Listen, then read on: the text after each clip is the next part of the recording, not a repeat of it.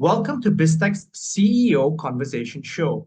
TTM Technologies is a US-based and NASDAQ-listed global manufacturer of technology solutions, including mission systems, radio frequency components, and microwave and electronic assemblies, as well as advanced printed circuit boards. Now, to tell us more about the company and its expansion plans in Asia, we have Tom Edman. He's the CEO of TTM Technologies. Now, Tom, welcome to the show. Thank you very much. It's good to be here, Brian. Now, Tom, give us an overview of TTM and your history. Sure. So TTM, we're about a $2.2 to $2.3 billion company in terms of revenue. As you mentioned, yes, we're headquartered in the U.S., but our businesses are global. And to give you a little bit of the history of TTM, we really did start as a manufacturer of printed circuit boards. We manufactured at first in the United States, and then through a series of acquisitions, we built the company up around global printed circuit board production capabilities. Those were really predominantly in the U.S., a little bit in Canada, and then China for volume production. And about 2018, we embarked on an effort to add capabilities that went beyond the printed circuit board. Most of those capabilities are in RF or microelectronics, and they're really targeted at the defense side of our business. And so on the defense side of the business, we go well beyond the board to other areas for components, for sub-assemblies, even mission systems built around radars. So that's our defense side of the business. In the commercial side of the business, we remain focused on printed circuit board technology with a small portion of RF component capability as well. So that's how we built the company over time, and been really glad to be part of that journey. I actually personally joined the board in 2004. I was a board member before I became CEO. The board asked me to become CEO in 2013. So since that time, I've been at the helm of TTM and have really enjoyed the opportunity to lead the company. Now, Tom, one of the things that you've done under your tenure is in 2020, you divested your mobility business unit, which is 4 China manufacturing plants. Why was that done, and how does that play into your long-term strategy? Sure. Yeah. So we had acquired that capability. It's really built around the mobile phone. And we'd acquired that capability with an acquisition in 2011. That acquisition brought, it was of a company called Meadville, brought us some tremendous Asia production capabilities for our business-to-business markets. We also had this consumer opportunity with the phone.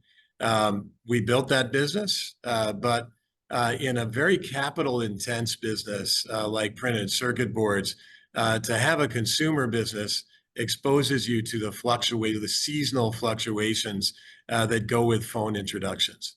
And so we would find that in any given quarter, we would move from 110% utilization in our facilities to maybe down to 30% utilization. Tremendously difficult to manage that type of business and to grow that type of business. And it had a very high customer concentration. So we wanted to make sure we could put that business into the right hands. We found a buyer in China who is really interested in growing the mobile business. They've done a great job with it. Our employees were put in the hands of a wonderful acquirer who really was committed to growing the business. I think our customers happy as well. So glad we did that. It allowed us to then focus on longer cycle business-to-business opportunities as a company. And that's really who we've been about. That was the kind of business we were trying to grow. So it allowed us, again, it was a great move for us. I think we also, it was a great move for the employees as well. Now, and this is interesting because as you were explaining this, it brings to mind the fact that because you're now focusing a lot on the business, particularly the defense side of the business, your margins obviously will improve over time. That is our goal. Our goal is to add value, right? Add value to our customers, really differentiate ourselves by adding value. And certainly defense is one of those areas of focus. We're trying to do the same thing with our footprint, particularly on the commercial printed circuit board side, by stepping ahead of our competition in terms of moving into Southeast Asia. Also with our North America footprint, again, distinguishing ourselves from the competition in terms of overall footprint capabilities and some of the technologies that we address as a company. And so as part of that strategy, obviously, you just opened a brand new plant in Penang, Malaysia, that is to serve as the manufacturing hub for the region. Now, why Malaysia and why did you choose Penang? Great question. Great question. And it was a process. We started when we always like to start these things with our customer. So we started with our customers back in approximately 2018, having conversations with them about where they would like us to move our footprint, where should we go in the future if we were to pursue a highly automated advanced printed circuit board capability outside of China. Our customers came along for the ride. They were strongly interested in Southeast Asia. We were actually able to sign up several of our customers to long-term agreements with volume commitments to a new facility. So our customers not only were endorsing us verbally, but also putting their money where their mouths were and really committing to a partnership with TTM, which was a huge step for all of us. So as we put those commitments in place, we started to look at where would be the right location in Southeast Asia. And of course, there are a number of obvious candidates as you look at Southeast Asia, whether it's Vietnam or Thailand, Malaysia. As we looked at Malaysia and Penang in particular, there were several elements of that location that attracted us. One was customer presence. So we generally ship our electronic components to contract manufacturers. Those contract manufacturers have large facilities in that Penang area. And so we were also learning from them about their experiences as they'd looked around Southeast Asia, as well as looking to be in proximity to those contract manufacturers. We also were looking for a strong semiconductor ecosystem in order to feed our engineering needs. And again, Penang is a wonderful and growing semiconductor ecosystem. So we had confidence that we could find the right kind of talent. And then we had the government and the government support. Again, all of these governments offered support. We found with Penang that there was a personal touch, a real strong commitment to helping us grow in that area, and really strong coordination between the Penang authorities, Penang Development Authority, which is called Invest Penang, and then MIDA, which is the broader Malaysian Development Authority. So a united front from a government standpoint, a lot of support that was offered in Malaysia from the government, and we've seen that they've been very true to their word as we've made our investments there. And then the final, and I have to say, really the crucial piece of this was the employees themselves. So as we looked at Malaysia, we looked at the opportunity to train critical engineers in our China facilities. Our China facilities are huge volume facilities producing advanced technology PCBs.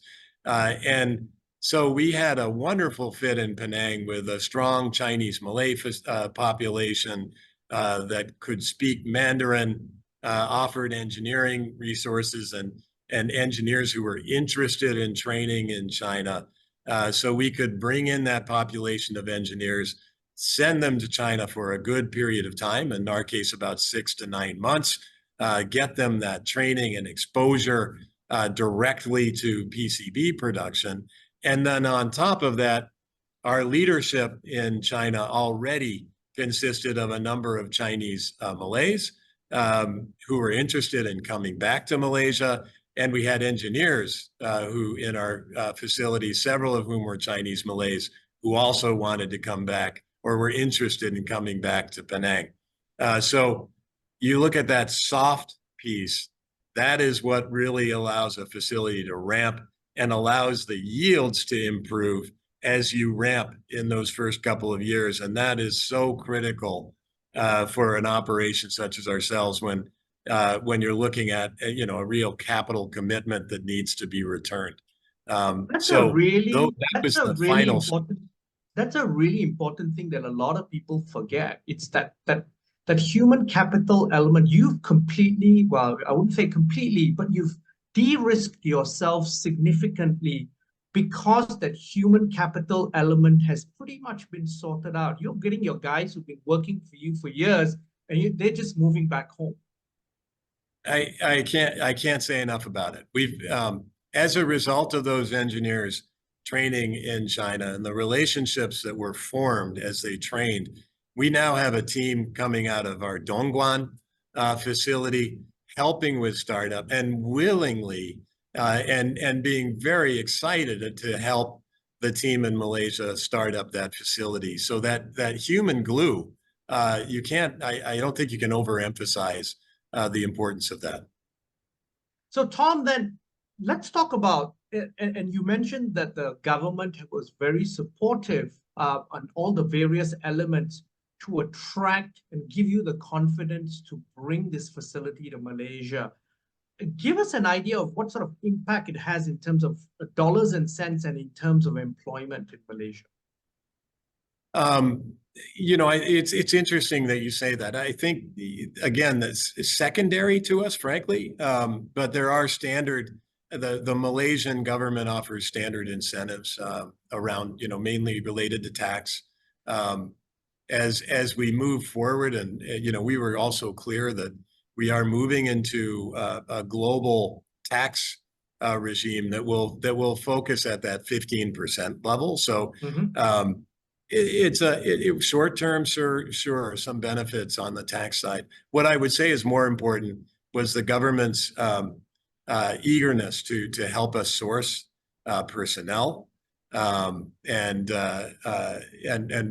direct support in terms of operators, helping us to source operators, also to line us up with the kind of university connections and training support.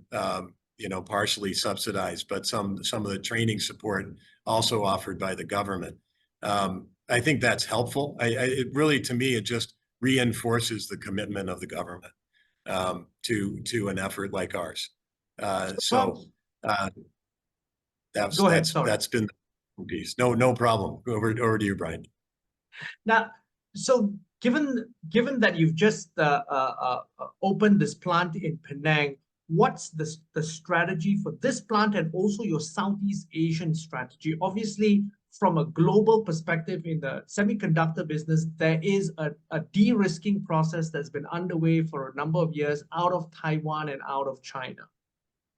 Right. Share with us what your strategy is in terms of this Penang plant. Is there more planned in the horizon, and also your Southeast Asian strategy? Sure. So let me first talk about phase one, which is what we're on right now. And phase one of that facility is targeted at what we call a mid-layer count or standard technology layered board. Still very challenging to build, but not the highest level of technology out there. We did that purposefully to help bring the facility up and also to automate the facility at levels that, from a TTM standpoint, break new ground. We're looking at a very heavily automated facility And that includes, of course, guided vehicles to transport panels, all of the loading processes that are automated, and then within the equipment itself, levels of automation tying into an Industry 4.0 infrastructure around our manufacturing execution system. So this is for us an exciting development related to heavy automation of a facility. Now, what customer need are we meeting? We have customers predominantly in our communications and computing world and in our medical industrial instrumentation end market that we're interested in not moving out of China, but having an insurance policy, if you will, if something were to happen geopolitically. So they were looking for an additional facility. They also were looking for a broader capability out of TTM. So we're adding this capability that we didn't have in China. And we also are serving as we go forward as that insurance policy for the customers to place additional, more complex business as we move into phase 2 of the facility. And there we'll be focused on building some of the more advanced technology products for that same set of customers. So the progression made sense to our customer base. We're gonna move deliberately in that direction, and we're starting with a heavily automated facility that breaks new ground in terms of printed circuit board production. Now, Tom, I want to zoom out a little bit, and I want to get your macro lens now on the industry. The semiconductor business is a very cyclical business.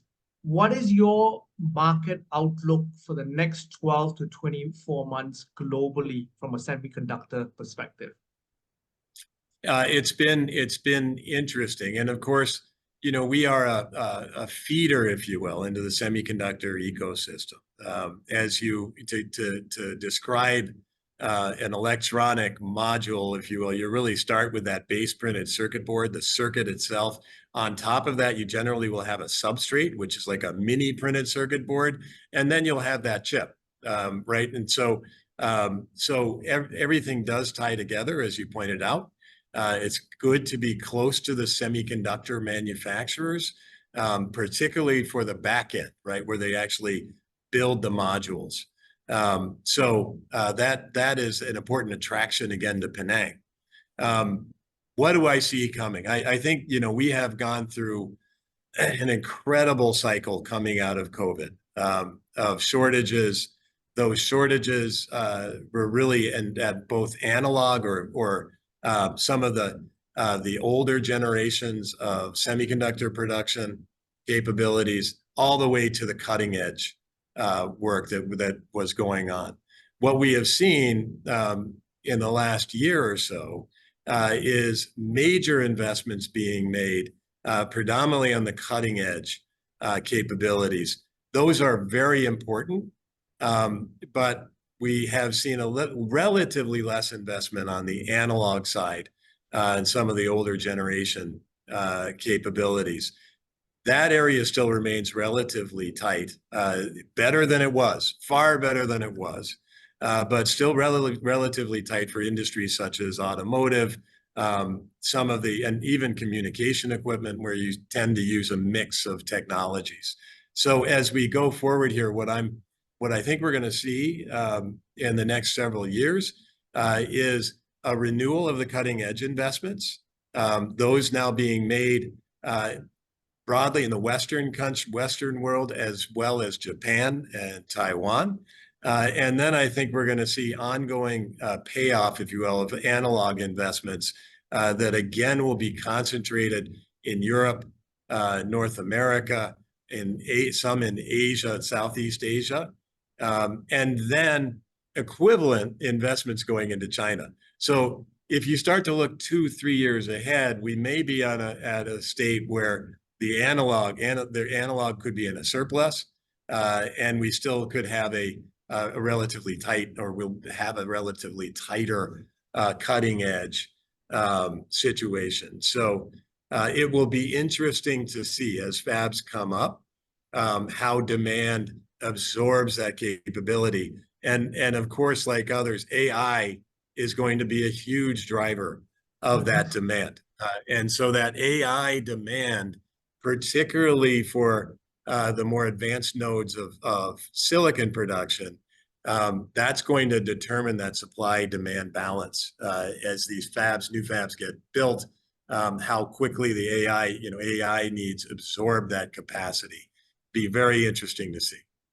So Tom, then, given that macro view, from a TTM perspective, where is the growth going to come from in the next 12 to 24 months? And what sort So of I see quantums are you looking for? So number one, always they're macro trends that drive demand, and what we're going to see, I believe, is generative AI for this next year or so being the big driver of demand, and it may continue beyond that. We'll see how quickly the take up occurs. So that's going to be a big demand driver for TTM for sure on the commercial side of our business. We're also going to see the impacts of generative AI now on some memory demand. So some of our memory customers for test, they're already feeling it. They will again feel they're starting to see utilization rates rise there because of generative AI. We're going to see generative AI start to participate or become a factor in automotive, as well as in medical and industrial. All of these areas are going to start seeing demand that is being driven out of needs for generative AI that will then have an impact on printed circuit board demand. So starting with direct generative AI demand, and we're now going to start seeing that spread into other markets that are critical to us that should grow here over the next 12 to 24 month period. Tom, it's been a fascinating conversation. I've learned a lot. But before we leave, any final thoughts you'd like to leave the audience with?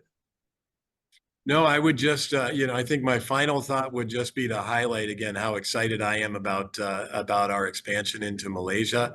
And I wanted to make sure I thanked our customers for their part in that and our employees for their huge role in a successful ramp. I'm really looking forward to a fun ribbon cutting next week. Now, Tom, thank you very much for taking your time to be on the show. Thank you. Thank you for having me. Now, we've been speaking to Tom Edman. He's the CEO and President of TTM Technologies. And this has been Biztech's CEO Conversation Show. I'm Brian Fernandez. Check out the show on our website, www.biztech.asia, as well as our syndication partners, TV stations, radio stations, and websites. Thanks a lot for tuning in.